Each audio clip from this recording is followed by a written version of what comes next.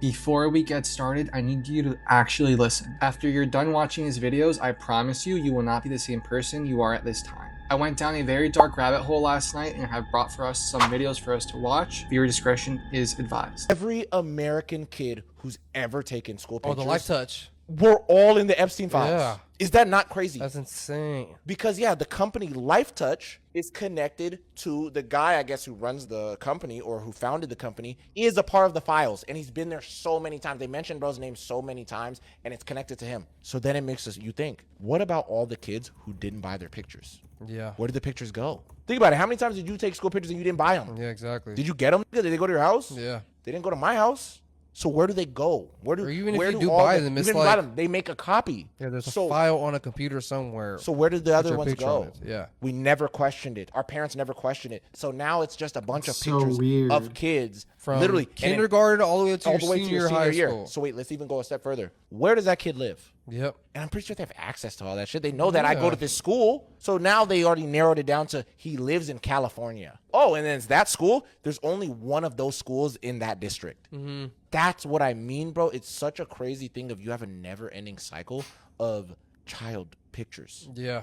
That these creepy niggas can probably use for whatever the hell they want.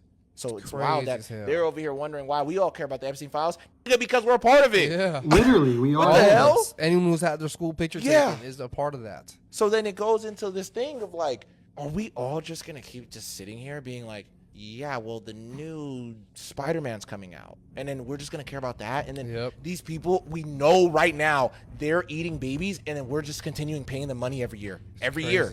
They just take taxes from us. They take our money. It goes to them. They pay for whatever they want. They do their little parties and their nasty, crazy shit. And they're just like, yeah, these people, they're all just a bunch of cattle.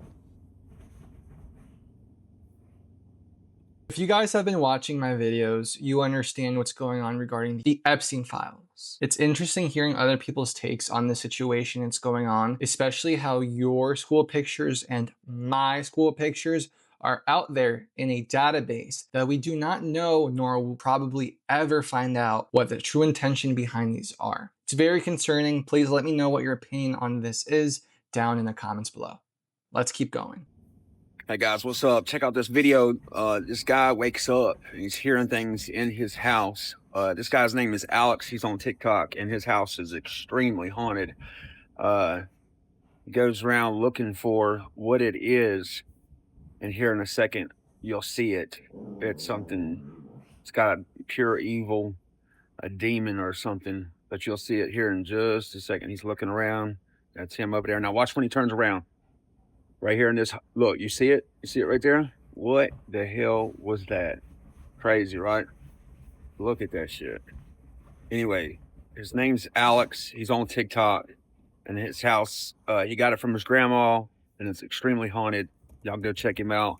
Man, what the hell is that? Look, it even looks like it's got horns. Anyway, thank y'all for watching.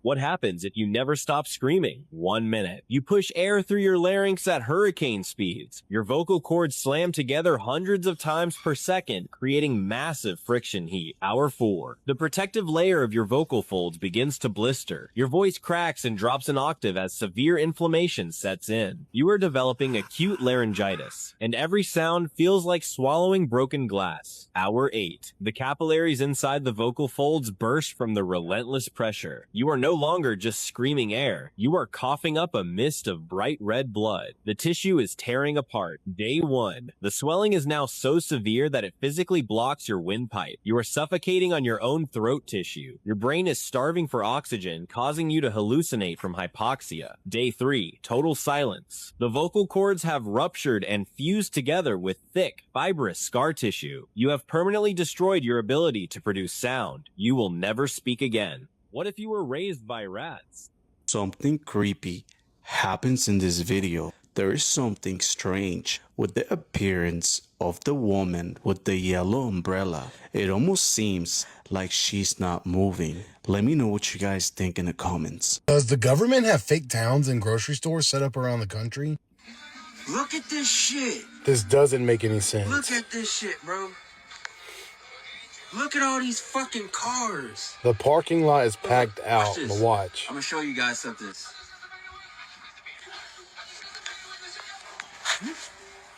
Oh wow, there's no one in here. Nobody. Nobody's in the store. Nobody in here, bro. Look, there's not even a line. There's nobody in the aisles, bro. Look at this shit. How do you explain all fucking 50 cars out there, bro? And this store is empty. What the fuck? What the fuck? Stay weird, This shit y'all. is crazy. I seen something really messed up in the Jeffrey Epstein files. They found a file talking about them cloning celebrities so that they can do things to the version of that celebrity that they wanted. Wait, what? Yeah, so they were investing billions into cloning and trying to clone celebrities, specifically Britney Spears at the time, so that they could do things to a version of that clone. In the files, it stated that this clone might be like years old today if the clone is still alive. Holy and smoke. is pretty much like Britney Spears' clone. Yeah. I'm sure in their head they think like cloning it, okay, Yeah. boom, expendable. And where do the bodies go after? Do you see that too with the trapdoor into the Yeah, ocean? literally in that one picture, it shows in the bottom floor, it goes straight to the Into depth the of the ocean. Oh god, this rabbit hole goes deep. So I found this photo in the Epstein files, and in the center of the image you can see Brock Pierce. Here's the EFTA number for those of you who are curious. And yes, Brock is wearing what looks to be an ancient esoteric symbol on his shirt, but I'm not trying to muddy the waters here, I just had to point it out because it's interesting. Now, who is Brock? Well, he's a former child actor, and he's a pretty prominent name in the cryptocurrency space. Brock Pierce was a child actor when he was younger, and he appeared in a number of films you might recognize him from, including The Mighty Ducks and Little Big League. But here's where things get sticky. When he was younger, Brock got involved with a man who wanted to launch a company. That man's name is Mark Collins Rector. Together, Brock joined in with Mark Collins Rector and a guy named Chad Shackley, and they launched a company called Digital Entertainment Network in the late 90s, early 2000s. So Mark Collins Rector, this Chad guy, and Brock Pierce operated the company Digital Entertainment Network out of a massive mansion in Los Angeles. And according to police reports and newspaper reports at the time, parties would be thrown at this Los Angeles mansion that were attended by the, quote, Hollywood gay A-list. And at those parties, Mark Collins Rector, along with others, are said to have molested teenage boys. Oh yeah, that's because they were throwing pedophile parties there. These weren't just normal parties. These were parties where they would invite some of the child actors that they were using for their productions over. They would ply them with alcohol, they would molest them, and sometimes they would film those molestations. So in August of 2000, Mark Collins Rector, this guy right here, was actually indicted for crimes against children. And afterwards, Mark Collins Rector, Brock Pierce, and the other investor in that company, Chad Shackley, they all fled America and headed to Spain. And Interpol eventually arrested all three of the men in 2002 in a small town known as Marbella. Interestingly, though, Brock Pierce and Chad Shackley were released without any charges. They were never charged with a crime in connection with any of this, but guns, machetes, and child pornography were found in the home in Spain that Brock Pierce and these others had been living in. So eventually, Mark Collins Rector was brought back to the U.S., and he admitted to luring 5 minors across state lines to have sex with them, and he was eventually given a very light sentence. However, in 2006, Mark Collins Rector was given permission to head to the UK for a... Let's take a quick pause. If you're still watching, thank you, it means a lot. While we're here, please, if you don't mind, leave a like, comment, and subscribe. That was it. Let's get back to it. brain operation, and as soon as he got to London, he renounced his US citizenship and has never returned. He's a free man now instead of serving his sentence. As of 2014, he lives in Antwerp and uses the name Mark Collins and Morgan von Phoenix. This was all talked about in a documentary called An Open Secret. It's a powerful film. But I always found it interesting that Brock Pierce went on the run with this guy. He operated this company with this guy. He was allegedly at the parties with this guy when these children were molested and filmed. And there was child pornography found in that house in Spain, and he's never been charged. So then when I see a picture like this of him in the Epstein, there are so many pictures of Jeffrey Epstein within the Epstein files that show him with wounds or infections in his lip or lips. And to me, a lot of these pictures look like they were taken at different times. This injury right here looks to me to be completely different than the injury I'm about to show you. I mean, it could be the same, but is it?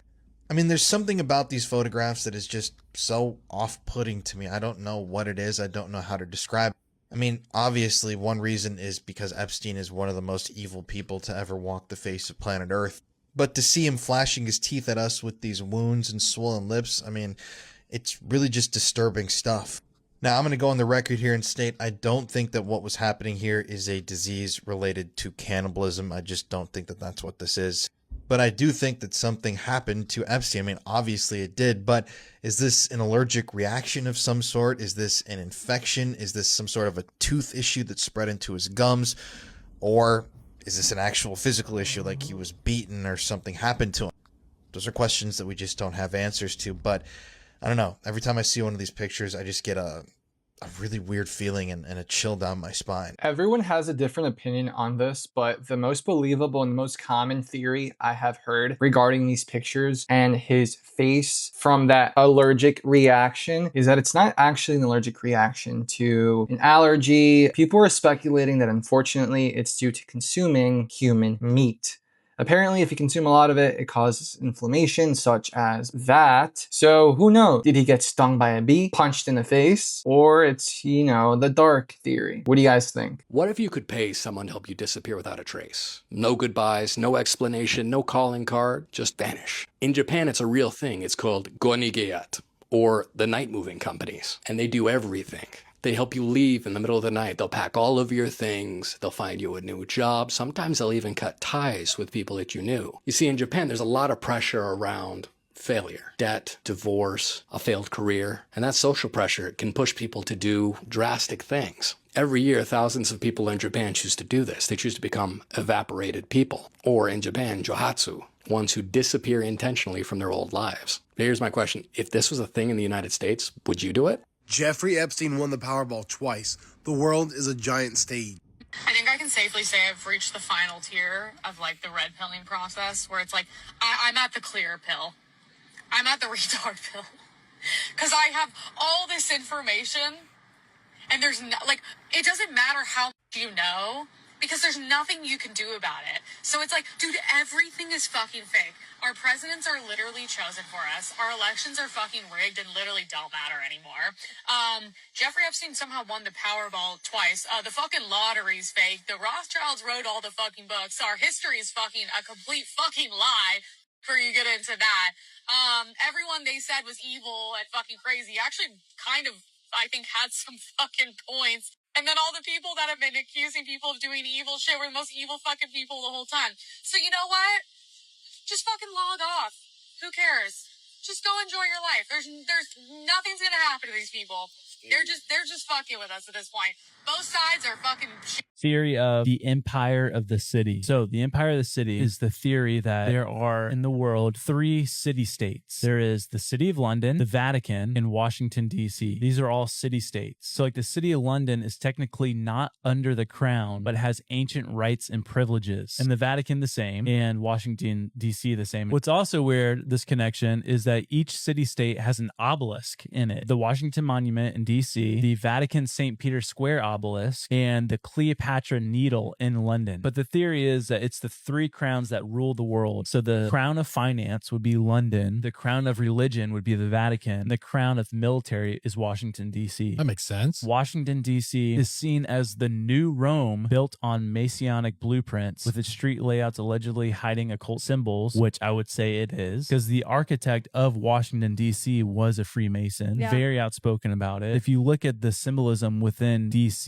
it's very Roman-like. There's a lot of Roman symbolism within America, which is super weird to me. The whole thing's weird, man. There's definitely more than just symbolism. Big time. There's a real occultness to all this stuff. It's just weird. Theories that LeBron hasn't retired yet just because they sacrifice all their players after. Oh. Yeah, and like that one like is tricky, right? So I seen something where they named King James, like that's his nickname, right? But there's a real King James, and when they won the championship in Cleveland on June 19th, that's when the real King James was born. And in the bubble when they won the championship, after the day Kobe died and his daughter died, it was Father-Daughter Day. On Father-Daughter Day. Yes. And they won by 13 points. Kobe was the 13th pick in the draft. Now, okay, who's making these days? Behind the scenes, this is all just like your favorite game is all planned. Y'all remember that video I shared with y'all from Deep Run, North Carolina, of this pale crawler thing in this woman's yard? Now pay close attention to this. because another one was captured on camera, this time in Virginia. Only this one looks like it could be a baby. The OP of this video said that they live right outside of Danville, Virginia. They said they live right outside of a nature reserve, and they captured this on their back porch security camera. It triggered the motion sensor, and you can only see it walking by the camera. Although the clip is very short, the glimpse of whatever this thing is eerily similar to the thing in Deep Run. The only difference is this one looks smaller. It almost looks like it's about half the size of the one in North Carolina. Here's the one in Deep Run. It's definitely got longer arms and legs, and its torso is longer. So I'm wondering if this one in Virginia is maybe a baby? What are these things? Has anyone else saw anything like this on their property? I'd love to see it if you want to send it to me. And what do y'all think these things are? Let me know. This is the most cryptic and symbolic halftime performance yet. What the hell? It's all in the name. When Bad Bunny comes out, he's wearing all white like a messiah. Follow the White Rabbit, Alice in Wonderland symbolism, and the Matrix. We have these people dancing around Bad Bunny here, forming a star, which the star is a six-pointed star of David. At the top of the shack, there's also a square in the center, which represents the black cube, or the black cube of Saturn, which the cube is also within the Star of David, also known as Metatron's cube. The center of any star is also a hidden point, such as the hidden level of Kabbalah or the hidden tree of knowledge. So the bunny falls through the hidden point of the Star of David, which is the center, right through the black cube, falls down the earth, the fallen angels down the rabbit hole. Why would anyone be upset that this man bought sulfuric acid? I mean, we're talking about the king of chemicals. Doesn't everyone have this at home? At least like a human-sized drum of it. Sure, 330 gallons is a lot of sulfuric acid for one man to need. Guys, there's a ton of uses for this acid. Fertilizer, batteries, chemical refining, metal cleaning. If you miss the reason why everyone's so upset that this man had hundreds of gallons of this acid breaks stuff down so well that once you're done using it to break something down, you don't dispose of it. You just reuse the acid again. Because this acid is so strong, you will dip metal in it and it will remove all of the rust. Fucking biological disposal. Sulfuric acid breaks down things like tissue. This stuff has been being used by serial unalivers since at least the 1800s. But like, this man used this acid in real life so much, he got the nickname the world's most notorious acid bath murderer. Even he didn't have 330 gallons of this stuff. And to help put this all together in a nice pretty package for anyone still not understanding the horrors of this, you will fill a tank up with this acid, use it to break things down, and then you can just continue to use that acid. But wait, they're saying things like bones and stuff like that, they would have to dispose of that. This man used an incinerator to get rid of bones. What did this guy have? He has things like trap doors built into his homes that dump directly to the ocean below his house. So I don't know. Eskimos aren't real. What? Have you ever seen an Eskimo? You haven't. They're Mexican people that have been deported from America. It's called Operation Muy Frio. Look that up. They're taking Mexicans here and deporting them. But guess what? They're not deporting them back to Mexico. They're sending them to Alaska. They're sending them to Antarctica. They're having them build cities. These things called cold cities. That's why they're called ice. Holy Christ. You ever seen a Mexican in a parka? It's just an Eskimo. Scared yet? You should be. This was crazy from the Epstein files. Apparently he and his buddies were interested in exploring the biological consequences of time travel. What is this, Epstein's Gate? Trump's ballroom. Dude, I've heard some conspiracies about this. Yeah, and the kicker, Trump is not using taxpayer money. Oh. He has some donors. Ooh. You ready for these donors? I guess. Google, Apple, Amazon, Meta, Microsoft, Lockheed Martin, Palantir, Typical. T-Mobile. One of these Sponsored things by is not T-Mobile. like the other. Yeah. Here's where it gets weird. Now it's going to be over $300 million for this 90,000 square foot ballroom. $3,330 a square foot. Way outside the standard of what you pay per square foot for a building. So what are they spending so much money on? A theory is that they're building an underground database center. Yeah, there you go. A couple years ago, Israel built a underground data center. They paid $319 million for this. That's got to be it. So this ballroom is costing about the same as what this data center cost in Jerusalem. But not nearly as big. Well, that's just the surface. Yeah. Because they're just building a ballroom. Yeah. But what's going to be underneath? And why are all these people interested in And investing in it? They would all invest Yeah. because they don't want to be excluded. Oh my gosh, bro. In 2008, when everyone was telling me to get rid of my MySpace and to get a Facebook, I was right. I should have stuck with MySpace. Who made MySpace? Tom. The legend. You don't know Tom? MySpace Tom? I didn't have a MySpace. No. Do you know how young I am? I don't know how old. Here's a spooky fact about New York City that you definitely don't know. All right, so in between Charles Street and Perry Street in the West Village, there's a little ass street called Charles Lane. Almost no one knows about it, but it has a super spooky past. Also warning, there's a few parts of this fact, so stay with me. All right, so here we are in Spookville, aka Charles Lane in the West Village. Seems nice, right? Not so fast. This street holds a dark past. Let me explain. Charles Lane was laid out in 1797, and it was created to be the northern border of the then Newgate prison. So there used to be a big-ass prison right here in the West Village. Well, the prison was torn down in 1828, and this is all that remains of it. Here's why Charles Lane is so spook. When prisoners were sentenced to death and marched off for their execution, they had to walk down Charles Lane on these very stones. And where were these prisoners marched to, you ask? Right here to Washington Square Park. Oh yes. Washington Square Park was not always the lively park we know today. During the 1700s, it was actually a public burial ground. To this day, there are more than 20,000 bodies buried beneath the park. Alright, but back to the fact. So within the park, there was a very specific location that the prisoners were executed. That was in the northwest corner of the park, known as the Hangman's Elm. That tree still exists today. Let's go check it out. So this is the Hangman's Elm. It's actually the oldest tree in all of Manhattan, and it was planted in 1679. Oh yeah, pretty old. So prisoners sentenced to execution in Newgate Prison were brought to this very tree and hung from its branches. Spook! So traitors during the Revolutionary War were also hung from this tree. Follow Johnny Murtaugh for more awesome facts about New York City. These are the top 5 worst geographically placed cities in America. Number 5, San Francisco. So the reason that this one is number 5 is because of a couple of things. So first, because it's actually placed directly on top of the San Andreas fault line, which is one of the strongest faults in all of the world and is capable of producing earthquakes that would level any city on this planet. Also, because it's placed on such a tight peninsula, it makes expansion impossible. So San Francisco is as large as it's ever going to get. The only way it could grow is to grow up. Number 4, Miami. Most of the city barely sits above sea level, and then on top of that, it doesn't matter what they do. It is literally made of a substance that is like a sponge. So any water that is around the city gets soaked up by the ground that it's underneath, and so flooding is always happening in Miami. So they predict that in the next 50 to 100 years, Miami will be completely underwater. There's even plans right now to preserve parts of the city and have it as an underwater like museum,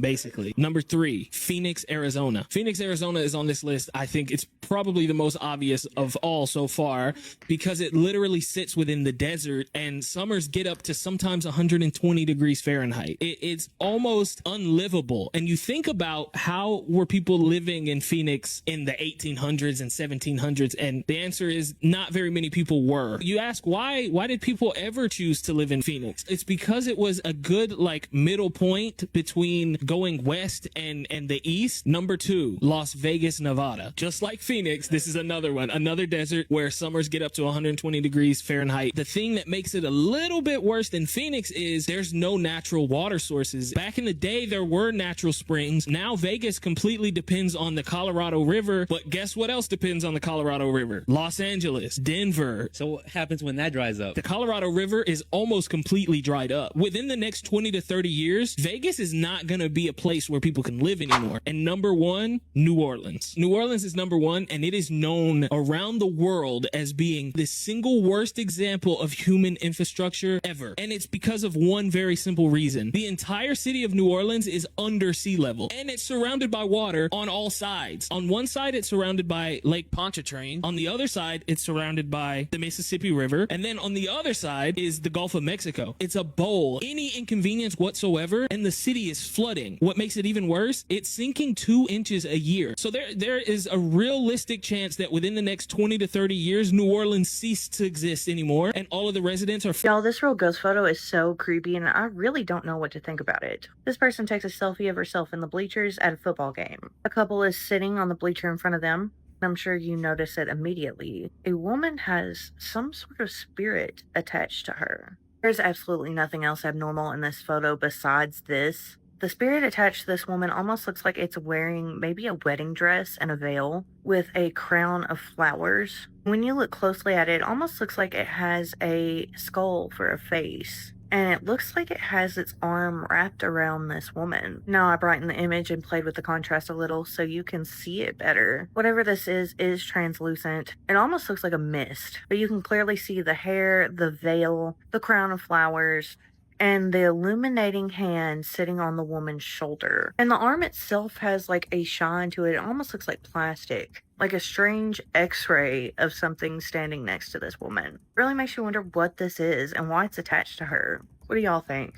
This might be the most disturbing video on YouTube. Luigi Yoshi is the type of video known as YouTube, where a user will go in and edit a TV show episode. This original video was uploaded by Porkaboo12. I'm going to be showing you a recreation of it because it is scrubbed from the internet. Also, hi, I'm Grace. Can I be your horror girly? It starts with Luigi tucking Yoshi into bed. Then Yoshi asks him for a bedtime story and Luigi stares at him blankly for a very long time. He suddenly gets very angry and loud music starts to play. Yoshi gets very scared and then it cuts to Luigi's face as he does unspeakable things, ending Yoshi. It then cuts to an unedited frame of Luigi, and you can hear Bowser's laugh from Hotel Mario. And then after that, we see the aftermath of Yoshi. Then this silly little montage plays. It's a bunch of black and white pictures of Yoshi from the TV show back when he didn't look the way he does now. And My Heart Will Go On plays during this montage. The video ends with a black screen with basic white text saying, "We will miss you, Yoshi." Did you know Annabelle had an even scarier roommate? The shadow doll found inside the Warrens Museum was created for the sole purpose to curse someone. The origin of the shadow doll goes that a couple found it inside an antique shop, and when they brought it home, they started to notice something was very wrong with it. They would wake up in the middle of the night with mysterious scratches and bruises all over their body. This is where things took a much darker turn, because the closer they looked at the doll, the more they realized that the doll was made with animal bones, black crow feathers, and a real human tooth. Legend has it the doll was created to perform curses. If you take a photo of it, write the victim's name on the back and mail it to them. When they look into her eyes, they would be marked by the shadow doll. She would enter their dreams and give them nightmares so terrifying, their heart would stop. Why did one of the victims of Epstein describe him as a reptilian?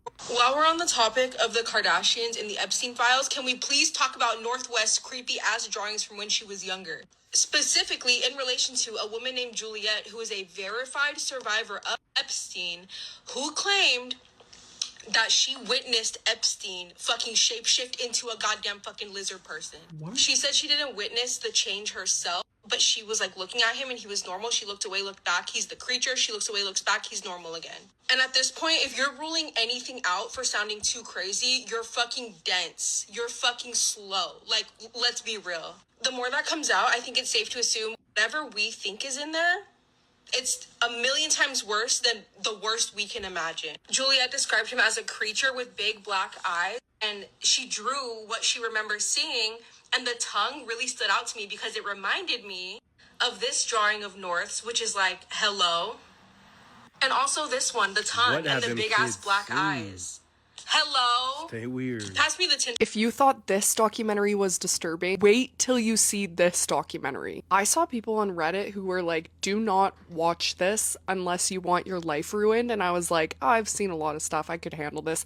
No. This is about disabled children in Bulgaria who are abandoned by their parents who don't want them. They are sent to live in these homes where they are severely neglected and abused. If you love documentaries, hit follow because I post daily. Nothing could have prepared me for what I was gonna see in this documentary. One little girl's leg is broken and she's taken to the nurse who just puts cream on her feet while she's screaming and doesn't do anything else. They're all skin and bones and just defecating on themselves. One girl is there who's just mildly autistic, and then by the end of the documentary, she's been so tormented by being there, she's like not even the same person. The staff beats the kids who help with the laundry. None of them have access to proper healthcare, proper food, like nothing, and a lot of them die there. According to this documentary, there are plenty of institutions like this all over the country. Top 3 disturbing documentaries on Hulu. Death in Apartment 603. What happened to Ellen Greenberg? This was a missing person case that shocked the nation. This young woman's body was found in her apartment with over 20 stab wounds. They ended up actually ruling the death as a sewer slide. But it's like, how does that make any sense? And that's what the documentary lies out. It says, how is this possible? It's not,